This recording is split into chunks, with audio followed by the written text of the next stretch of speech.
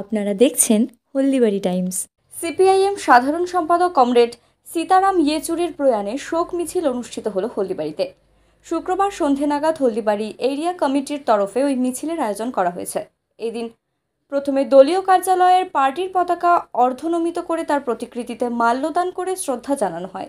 এরপর সেখান থেকে মিছিলটি বেরিয়ে শহরের বিভিন্ন পথ পরিক্রমা করে পুনরায় শহরের দলীয় কার্যালয়ের সামনে এসে মিছিলের পরিসমাপ্তি ঘটে।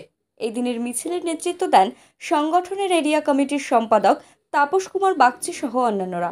আমাদের সর্বভারতীয় নেতৃত্ব, ভারতের কমিউনিস্ট পার্টি মার্ক্সবাদী কেন্দ্রীয় কমিটির সম্পাদক সারা ভারতবর্ষে, তিনি 21 দিন দিল্লিতে এইমসে লাঞ্চের জনিত রোগে ভর্তি হয়েছিলেন।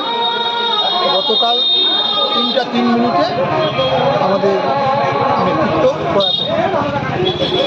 সেই উপলক্ষে আজকে আমাদের আপনার পরিচয়? আমার পরিচয় ভারতের কমিউনিস্ট পার্টি মার্ক্সবাদী হলদিবাড়ি এরিয়া কমিটির সম্পাদক। কি নাম? তাপস বাগ।